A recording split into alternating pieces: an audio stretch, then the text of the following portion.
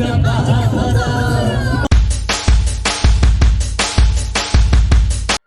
जगन्नाथ मु विश्वराज नायक आपण मानक स्वागत करुच्ची जय ओडिशा को जेउठी आमे प्रतिटी खबर प्रसंग और घटनार पोस्टमार्टम करू ओडिशार स्वार्थ और ओडियांक हित को आखि आगे रखी किंचित विलंबर पहुंचू किंतु पहुंचू निरपेक्ष निर्भीक और जुक्तिसंगत विश्लेषण नहीं 27 जनवरी 2024 आमर मुख्यमंत्री श्रीजुक्त नवीन पट्टनायक लोकार्पण कले समलेई मंदिर प्रकल्प माँ समलेई पश्चिम ओडिशार आराध्य देवी इष्ट देवी आमे प्रथम कही रखुचु पूरी परिक्रमा प्रकल्पर कथा हो बा माँ समलेई पीठर प्रकल्पर कथा हो आमे ये प्रकल्प को केबे विरोध करिनु पूरी परिक्रमा प्रकल्प बेले आमे सब बेले विरोध करि आछू तार प्रचार प्रसार को नहीं आमे विरोध करि आछू सरकारंकर जो उद्देश्य रहिला जे जगन्नाथन को नहीं एवं जगन्नाथन प्रति ओडियांकर थिबा भावावेग को नहीं जो राजनैतिक लाभ पाइबार आशा थिला ताहाको आमे विरोध करिथिलु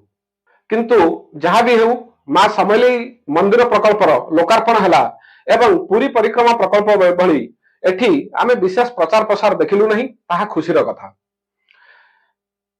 कौनसी शोभा यात्रा बाहरिला सिंदूर संग्रह हैला सिंदूर जो संग्रह होइतला ता मां के पाखर लागिला एसबु मध्य आमको आत्मसंतोष देला एसबु मध्य आमको खुशी देला प्रतिकूल पाणीपागर कथा कहतु ऐतिहासिक कारण हो बा अन्य राजनैतिक इच्छा शक्तिर अभाव हो जेकोसी कारण ओडिशार जो पश्चिम प्रांतर अच्छी ताहा आर्थिक एवं सामाजिक दृष्टि अनग्रसर सेठी माँ समलेई पीठ हो बा नरसिंहनाथ हो बा हरिशंकर हो जदि पर्यटन क्षेत्र प्रचार प्रसार करा तेबे निश्चित रूपे यह आर्थिक दृष्टिकोण पश्चिम ओडिशा पई खूब लाभवान हेबो लोक जो लाभ हे ताहा निश्चित रूपे स्वागत योग्य तो मोटामोटी भाव कहवाक गले माँ समलेई प्रकल्प को नहीं आमर कौन अभियोग नहीं केबे केबे विरोधी दल कही आसुचंती जे यह पश्चिम ओडिशा रे बीजेडी जेहेतु स्थिति भल नहीं तेणु पश्चिम ओडिशा मतदाता को आकृष्ट करने ये एक ट्रम्प कार्ड यह एक राजनैतिक आयुध भाव में शासक दल ग्रहण कर केबे कौन विरोध नहीं जदि ताहा लोकों हितरे होउची एवं जदि ताहा संस्कृति और ऐतिह्य को सुरक्षा दे लोकंकर भावावेग को सुरक्षा दे कष्ट न पहुंचाई जदि ताहा कार्यकारी करा जाउची तबे संबलपुर कथा जदि आमे विचार को नबा माँ समलेई प्रकल्प को बाद दे आसंतु आमे आलोचना करिबा शासनर अन्य एक दिग किछि दिन तले एएसईआर बा असर जोटी की एक नॉन गवर्नमेंट ऑर्गेनाइजेशन एवं पिलांकर जो मौलिक शिक्षा अच्छी ताहा उपरे यार प्रमुख अवदान रही है समय समय विभिन्न सर्वे करथांती तबे से जो एएसआर 2023 रो सर्वे रिपोर्ट वर्तमान प्रकाश पाइछि एवं सेमाने देशर जो विभिन्न जिल्ला रे सर्वे करिसेंती सेथुरु गोटे जिल्ला संबलपुर तबे संबलपुर उपरे एएसआर रिपोर्ट कोन कहूची आसंतो हमें देखिबा 14 रु 18 वर्ष बयस रे 21.9 भाग पिला वर्तमान पर्यंत कोनोसी जगह रे निजर नाम लेखाई नांती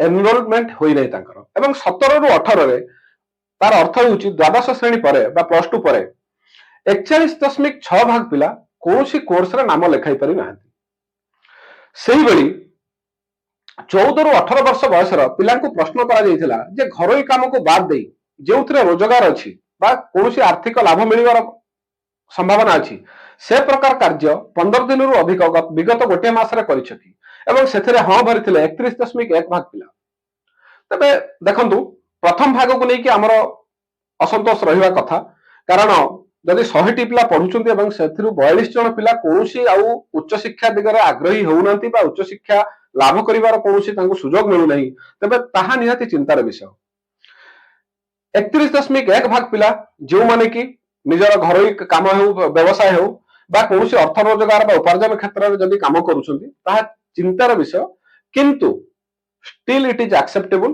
कारण पिला पाठ पढ़िबा सहित किछि जदि रोजगार करूछंती बा घरर आर्थिक दिगरे आर्थिक उन्नति दिगरे किछि सहयोग करूछंती ताहाको विशेष विरोध करा जिबा कथा नय तबे चिंतार विषय कहूछि चिंतार विषय होछि जे 14 रु 18 वर्ष बयसर पिलांकु जतबेले प्रश्न करा गला जे सेमानक भितरु केही धंदामूलक शिक्षा बा वोकेशनल ट्रेनिंग रे नाम लेखाइछंती तबे जणा पडिला जे 5.2 भाग पिला मात्र कंप्यूटर सिलाई शिखिबा रंधा शिखिबा एई प्रकार कोनोसी धंदामूलक शिक्षा रे नाम लेखाइछंती तबे आपण देखिथिबे जो वर्तमान हमर नेशनल एजुकेशनल पॉलिसी आसीची ସେଥିରେ ମଧ୍ୟ ଆମେ ଧନ୍ଦାମୂଳକ ଶିକ୍ଷା ବା ଭୋକେशनाल ट्रेनिंग ଉପରେ ବହୁତ ଏମ୍ଫାସିସ୍ ଦେଇଛୁ। କାରଣ ପାଠ ପଢି ଯୋଉ ସୀମିତ ଚାକିରି ଅଛି ସମସ୍ତେ ଚାକିରି ପାଇବାଟା ସମ୍ଭବ ନୁହଁ। କିନ୍ତୁ ଯଦି ଗୋଟେ ପିଲା ଅଷ୍ଟମ ଶ୍ରେଣୀ ପରଠାରୁ ଧନ୍ଦାମୂଳକ ଶିକ୍ଷା ପାଉଛି ବା ଭୋକେशनाल ट्रेनिंग ନେଉଛି, ତେବେ ସେ ତାର ଗୁଜୁରାଣ ମେଣ୍ଟାଇ ପାରିବ, କିଛି ଉପାର୍ଜନ କରି ପରିବାରର ଚାହିଦାକୁ ମେଣ୍ଟାଇ ପାରିବ। ତେବେ ନିହାତି ରୂପେ ଏହା ନୈରାଶ୍ୟଜନକ ଯେ ସମ୍ବଲପୁରର 14ରୁ 18 ବର୍ଷ ବୟସରେ ଥିବା ପିଲାମାନଙ୍କ ମଧ୍ୟରୁ ମାତ୍ର 5.2 ଭାଗ ଲୋକ ମାନେ 2 ଭାଗ ପିଲା ଧନ୍ଦାମୂଳକ ଶିକ୍ଷାର ନାମ ଲେଖାଇଛନ୍ତି, ସେ କମ୍ପ୍ୟୁଟର ହଉ, ସିଲେଇ ମେସିନ ହଉ ବା ଯାହା ବି ହଉ। ଆଉ ବାକି ସମସ୍ତେ ଧନ୍ଦାମୂଳକ ଶିକ୍ଷା ନେଉନାହାନ୍ତି।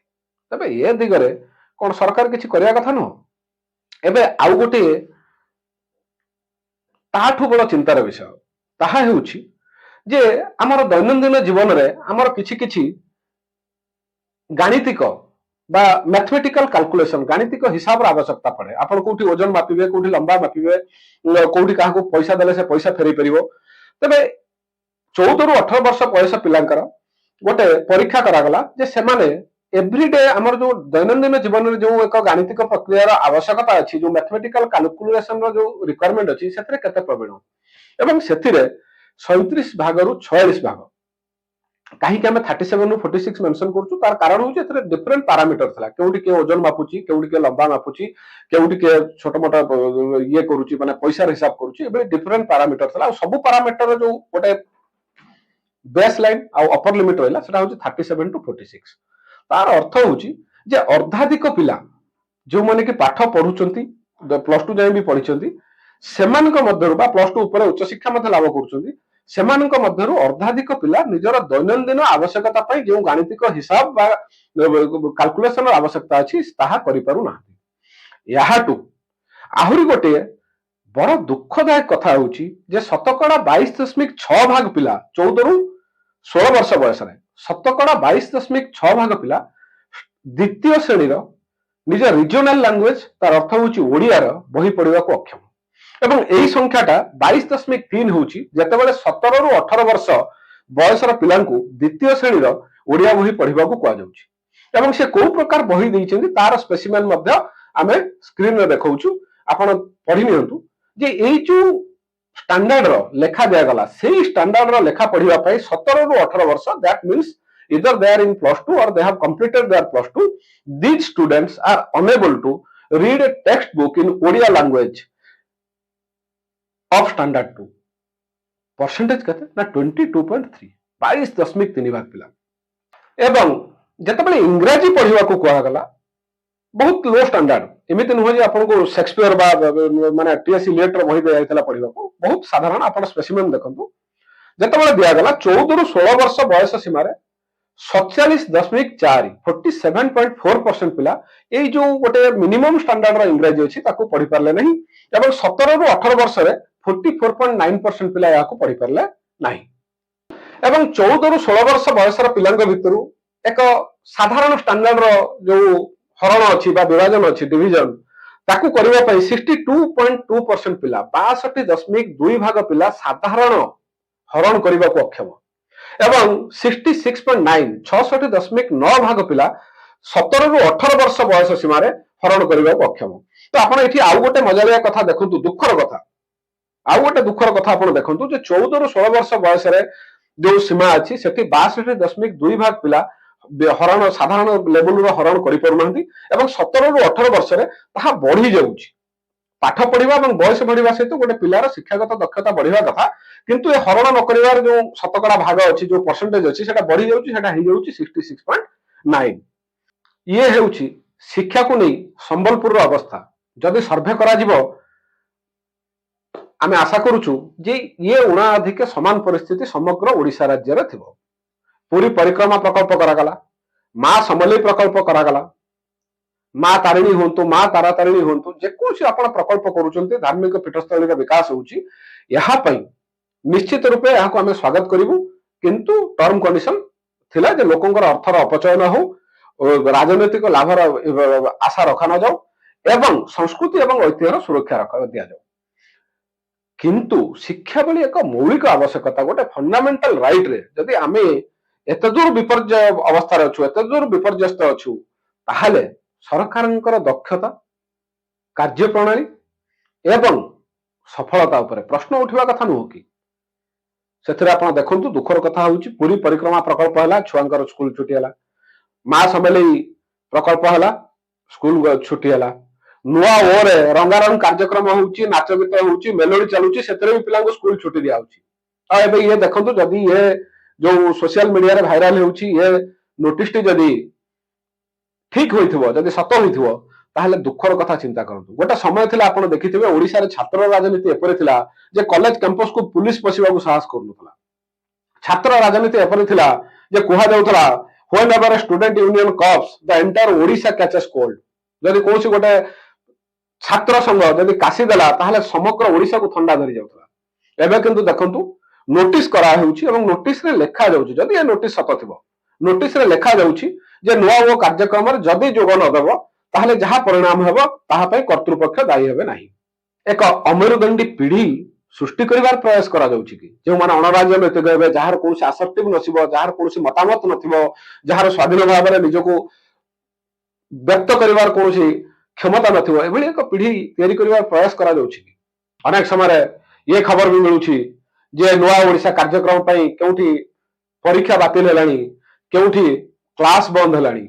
ତେବେ ଓଡିଶା ସରକାରଙ୍କୁ ଅନୁରୋଧ, ରାଜନୈତିକ ଲାଭ ହିସାବରେ ଆସୁଥିବା ଏ ରାଜ୍ୟର ଭବିଷ୍ୟତ ଜୀବନ ସହିତ ଖେଳା ନ ଯାଉ। ଇଏ ତ ଗଲା ସରକାରୀ ଶିକ୍ଷା ବ୍ୟବସ୍ଥାର କଥା। ଆପଣ ଚିନ୍ତା କରନ୍ତୁ, ଯଦି ଘରୋଇ ତାଲିମ ବି ଦରକାର ହେଉଛି, ଆପଣଙ୍କର ଇଞ୍ଜିନିୟରିଂ କଲେଜର କଥା କୁହନ୍ତୁ, କୋଚିଂର କଥା କୁହନ୍ତୁ, ଆପଣଙ୍କର ବ୍ୟାଙ୍କ ପିଓର କଥା କୁହନ୍ତୁ, ଯାହା ଦରକାର ହେଉଛି, ପଶ୍ଚିମ ଓଡିଶାରୁ ପିଲାଙ୍କୁ ରାଜଧାନୀ ଆସିବାକୁ ପଡୁଛି। ତେବେ ପଶ୍ଚିମ ଓଡିଶା 10ଟି ଜିଲ୍ଲା ସେଠି ନେଇକି ତିଆରି ହେଇଛି, ସେଠି କଣ ଗୋଟେ ଆଉ ଗୋଟେ ଏଜୁକେଶନାଲ ହବ ତିଆରି କରି ହେଉନି? କାହିଁକି କରି ହେଉନି?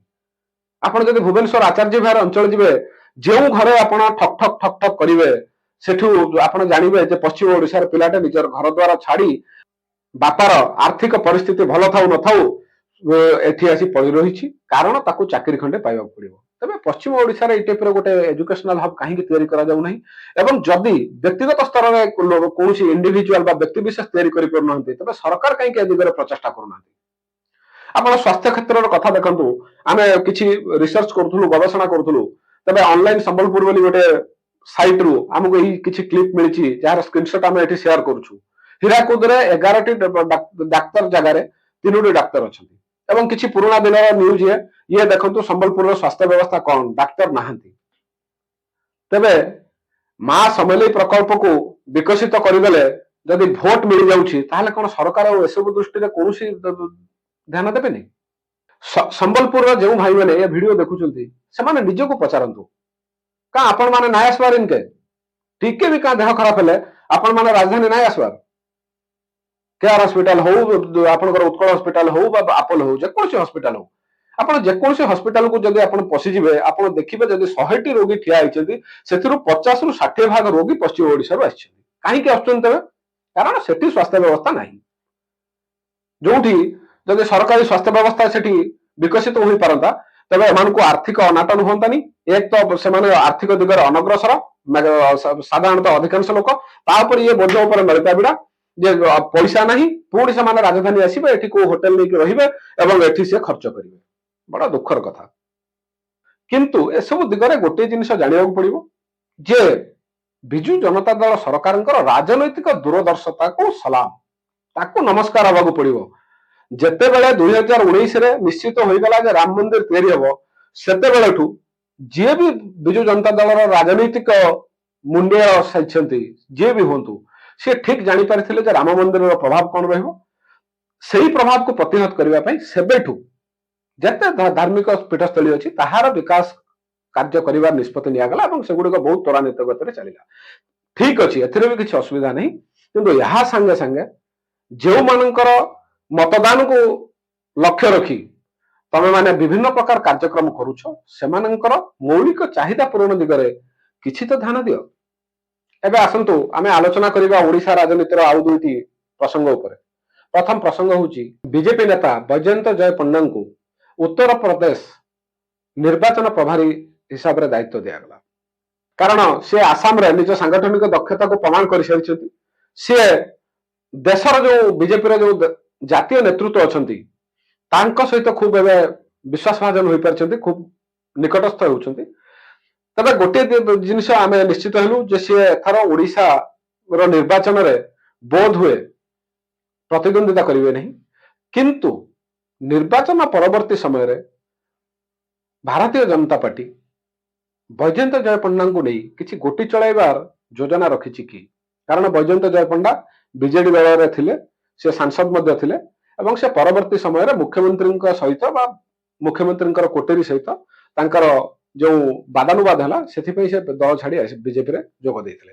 तबे ये गोटे एभलिया लोक जे कि आमे पूर्व आलोचना करिछु जने ग्रहणीय चेहरा एवं बीजेडी एवं बीजेपी उभय नेता सहित केउट ना केउठी से संपृक्त अछंती, तांकर संपर्क रही आछि।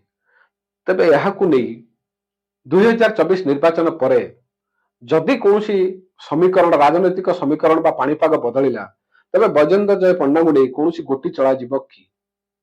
यही खबर सहित आउ एक खबर अछि, केंद्र मंत्री श्रीयुक्त धर्मेंद्र प्रधान को एथर कौनसी राज्यर निर्वाचन प्रभारी दायित्व दिया जाई नाही। आमे देखिथिलु तांको उत्तर प्रदेश रे दायित्व दिया जायतिला, पूर्व बिहार दायित्व नैथिले, कर्नाटक दायित्व नैथिले एवं से सब जगार निजर सांगठनिक दक्षता को प्रमाणित करछंती, प्रतिपादित मध्ये करछंती। धर्मेंद्र प्रधान को बड़ी हेवीवेट लीडर का नाम वर्तमान आसीनी। तबे यार ये भी एक अर्थ होई पारे जे धर्मेंद्र प्रधान जे कि पूर्व राज्यसभा को जाउतले बिहार रो मध्य प्रदेश रो, से एथर ओडिसा रे निर्वाचन लड़िबे एवं आमे सुनी आस्तुलु जे से संबलपुर रो प्रार्थी हेबे, बोध हुए सेटा से आकलन ठीक हेबाकू जाउछि, तेणु से निर्वाचन लड़िबे।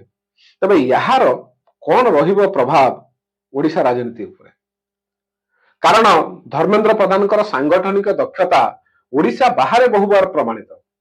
तेणु से धर्मेंद्र प्रधान जितेबाला एथर निजे निर्वाचन बैतरणी अवतीर्ण हेबे, निजे से युद्ध अवतीर्ण हेबे, तबे तांकर जो सांगठनिक दक्षता अछि ताहा केउ प्रकार ओडिशा राजनीति को प्रभावित करिवो। एवं ओडिशा राजनीति को आमे जहाँ देखि आसीचु, एठी केबे कोनसी व्यक्ति विरोध रे भोट जाएनी, जो एंटी इनकमेंसी ये से आमे कहूछु, एठी कोनसी व्यक्ति विशेष विरोध रे भोट जाएनी, बरं व्यक्तिर सपक्ष रे भोट जाए। आमे ताको भल पाउछु, से हमर नेता, तेणु आमे भोट देबु। तबे धर्मेंद्र प्रधान महोदय जेतेबेले प्रत्यक्ष भावे ओडिशा राजनीति रे एथर अवतीर्ण हेबे, तबे एई जो एस्पेक्ट अछि जे लोक काहा को सपक्ष रे ओडिशावासींकर भोटटा सब बेले लोक कोनसी एक नेतार सपक्ष रे जिबा, यह एई प्रकार कोनसी संभावना ओडिशा राजनीति रे रहिबो कि। एवं बीजेपी तरफ ओडिशार निर्वाचन प्रभारी करा जाइछि विजयपाल सिंह तोमर को एवं उपप्रभारी करा जाइछि लता उसेंदी को। लता उसेंदी छत्तीसगढ़ नेत्री, से छत्तीसगढ़ गवर्नमेंट रे women and child development minister मध्ये थिले एवं ये जो विजयपाल सिंह तोमर सी बीजेपी किसान मोर्चार सभापति थिले। तबे एई अभिज्ञता को जदि आपण आखिरे रखिबे तबे कृषि एवं महिला, कारण आमे देखि आइछु बिजु जनता दल सब बेले महिला सशक्तिकरण कार्ड खेली आइछि मिशन शक्ति थ्रू माध्यम रे। तबे यहाकू प्रतिहत करिवा पई एई दुई क्षेत्र रे अभिज्ञता थिबा दुई व्यक्ति को प्रभारी एवं उपप्रभारी करा जाइछि एवं जेहेतु छत्तीसगढ़ रो नेत्री उपप्रभारी हेले, तबे छत्तीसगढ़ रो जेउ रणकौशल नै BJP Sethi all of a sudden समस्त को चकित करी आश्चर्य करी क्षमतासीन हला, सेभଳି किछि ओडिसा रे हेबाकू जाउछि। एबे आसीबा राजनीति रो अन्य एक प्रसंग को नै, से प्रसंग हेउछि बीजेपी सह बीजेडी रो हला बाहागर। बाहागर कला के कांग्रेस। कांग्रेस वर्तमान सर्वाइवल मोड रे अछि, तो सेमाने निर्वाचन जितिवा दूरर कथा वर्तमान प्रासंगिकता पाइबा को चेष्टा करूछन्ती। They are just searching for a political relevance. आप चिंता करंतु बीजेपी सहित बीजेडी रो बाहागर करेबे, एथिरे लोकों को कौन वार्ता देले बा राजनैतिक लाभ कौन मिलिबो। ओडिसा रो अनेक समस्या अछि, ओडिसा रो अनेक लोकंकर असंतोष अछि, तबे से असंतोष को एक आंदोलन रूप दे पारथंत, विप्लव रूप दे पारथंत। तमे गां गां बुली तृणमूल स्तर रे लोकों को एकजुट करि पारथंत, सरकार को विरोध रे एक शक्ति तैयारी करि पारथंत। ए सब न करी जो थिएट्रिक्स अछि, थिएट्रिक्स करिबा एवं गीत बजै नाचिबा बरजात्री रे जिबा, या द्वारा जनसमर्थन मिलिबो। तबे जना नै कांग्रेस एमिति भी कोनसी राजनीतिक दौड़र नथिला, तेणु ता विषय आलोचना करी कोनसी लाभ नै, किंतु स्टिल जेहेतु से माने एते बड़ थिएट्रिक्स करिसंती, तांकू प्रश्न होउछि जे 25 वर्ष धरी तमे कहबा हिसाब रे बीजेडी एवं बीजेपी भितर गुप्त प्रेम अछि, एमानकर 25 वर्षर प्रेम संपर्क, किंतु 2004 रु 2014 बेले केंद्र रे केउ सरकार थिले एवं एई देखंतु 2004 रु 2014 भितर दुईटी मुख्य प्रसंग जहाँकि बीजेडी सरकार को काठगड़ार ठिया कर पारथांदा। गोटे होउची चिट फंड स्काम, आरटी होउची खणी दुर्नीति। खणी दुर्नीति एमबी शाह कहले 60,000 कोटी दुर्नीति होईची। परवर्ती समय सुप्रीम कोर्ट द्वारा जो कमिटी हेतला से कहले 17,000 कोटी दुर्नीति होईची। से जहाँ भी होईची आमे देखिछु कर्नाटक गोवा सबु जगह रे सरकार हलिला। तबे केंद्र रे यूपीए सरकार बा कांग्रेस सरकार थिला बेले याकू नै कि काहे कि एक राजनैतिक घूर्णिबात्या ओडिशा रे सृष्टि हला नै। एवं एई जो 2004 रु 2010 कहउछन्ती सेतु 2004 रु 2009 बीजेपी एवं बीजेडी रो कोआलिशन गवर्नमेंट थिला। तबे जो 2004 रु 2014 ये 10 वर्ष रे किए काहाको बाहा हेतिला, किए काहार स्वामी होई रहितला। ये जो आपण कहउछन्ती लिविंग टुगेदर वर्तमान लीगलाइज्ड हे गेला। सेतेबेले कोन कांग्रेस नवीन बाबू सहित लिविंग टुगेदर रिलेशनशिप रे थिला? ये प्रश्न भी कांग्रेस को पचरा जिबा दरकार एवं कांग्रेस ये प्रश्नर मध्य उत्तर देबा दरकार। आज ये अध्याय शेष करने पूर्व ओडिशार पुंजीपति ठेकादार धनिक श्रेणी प्रति व्यक्ति को प्रश्न जे आमे माने कौन एते दूर अपारग एते दूर निपारला पणिया आम पाखरे जे आमको कौन काम मिलूनी। मा समेलई प्रकल्पर काम मिला यूआरसी कंस्ट्रक्शन प्राइवेट लिमिटेड को, जहाँ तमिलनाडु रो कोयम्बाटूर ठारे रजिस्टर्ड, चेन्नई रे तांकर मुख्य ऑफिस। हुए तो टेंडर प्रोसेस रे से पार्टिसिपेट करिथिबे। They must have qualified, they must have satisfied all the requirements terms and conditions.